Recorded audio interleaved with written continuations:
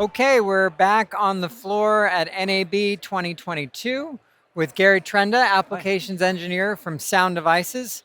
Thanks for being here with Yeah, us. thanks. Um, I just want to first mention that we're live streaming on YouTube and Facebook. And if anybody watching on either YouTube or Facebook has a question, comment for Gary about how awesome his hair is and what he does to get it that way or whatever, maybe professional stuff too. A lot of time, a Leave lot of product. I bet. I can Yeah. imagine. I can only imagine.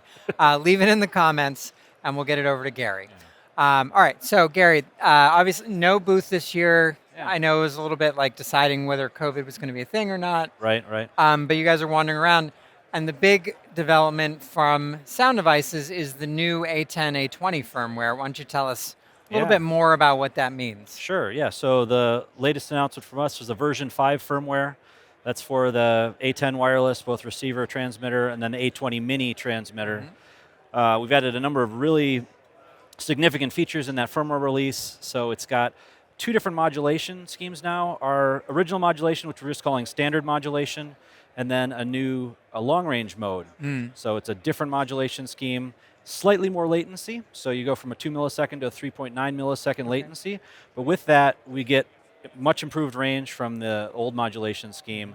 And so in situations where that latency is fine, which I think most location sound folks are okay with 3.9 milliseconds, that gives you an improved range. And along with that, we've added a Q meter to the receiver. So we're showing you a link quality, giving you an idea that even if your received signal strength indicator says, I've got full bars of RF signal, there may be a nearby interfering signal underneath that, and the link quality helps you to understand whether you have clean spectrum or maybe you've got some interference. And so the combination of your received signal strength and link quality really lets you work in a more hostile RF environment well.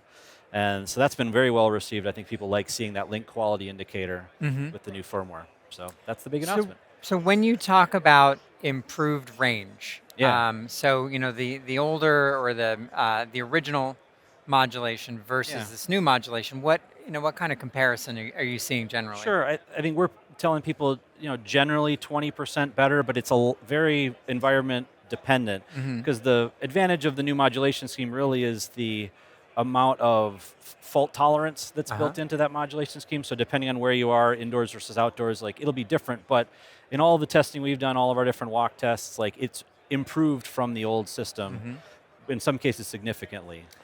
And is there any difference in terms of, besides the latency, is there any difference in terms of the sound No, quality or? audio is identical. So really, it is we're just trading off latency for, the improved range. Mm. And how has the A20 Mini been received? What have you been seeing with that? And People have liked the A20 Mini quite a bit. I think it's been a very popular thing for us.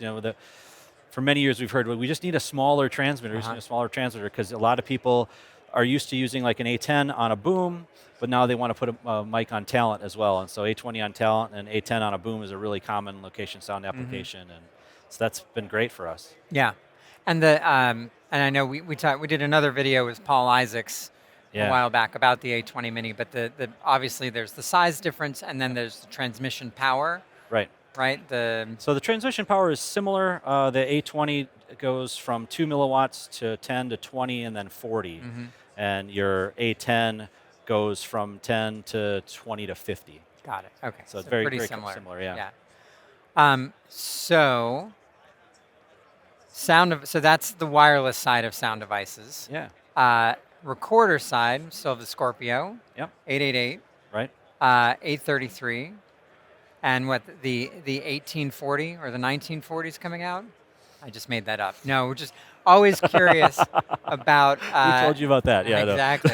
About because there's not really a great just Dante rack recorder to replace the 970. Right. I'm trying to pump you for information. That is, I will say it's something that we do get a lot of requests for is a 970 replacement. And so definitely the product folks hear that. And yeah, Dante, particularly for us, with the 888 and the Scorpio having Dante, you can get an A20 rack where you could take the A10 receivers, put that in a rack mount that also has Dante. So Dante is definitely something we see people using on set more and more, right? It's on the minds, absolutely. Yeah.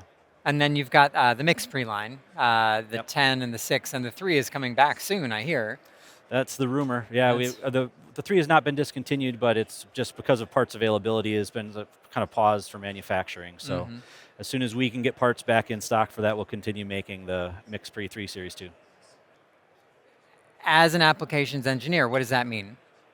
So I'm the person that talks to folks who are using the Sound Devices product in the field, primarily wireless products for me at this point, because there's a lot of, not just Sound Devices wireless, but because we have like an SL2 slot chassis that can fit Mhm. on an 8 series mixer recorder, people are using Shure or Electrosonics slot Mhm. receivers. I end up talking to them about how to make that entire system work well together. Mhm. Obviously, it's great if they're using an A10 receiver with Right. that, and I can talk them through that as well. But I try and help folks out with the different applications, for the different products. And it's sort of like if you talk to tech support and you have maybe a more difficult problem, you can end up in applications engineering Got it. talking to me about it. Okay, Yeah. cool. All right, so we're going to open it up to questions from the internet. Anything for Gary from Sound Devices about audio limited or sound devices, wireless or mixer recorders.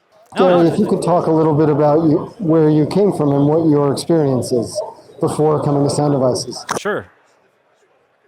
Yeah, so before I came to Sound Devices, I was a RF technician and I worked events sort of all over the country.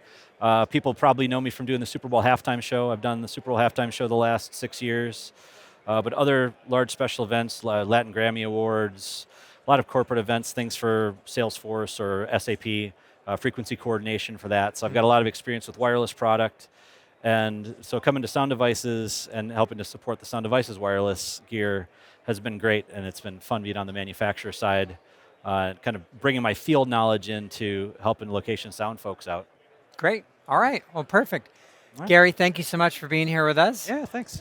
Stay tuned for more live from NAB 2020. You can watch this video and more at gothamsound.tv. You can follow us on Facebook and Twitter. And as always, email us at info@gothamsound.com with any questions, comments, or concerns.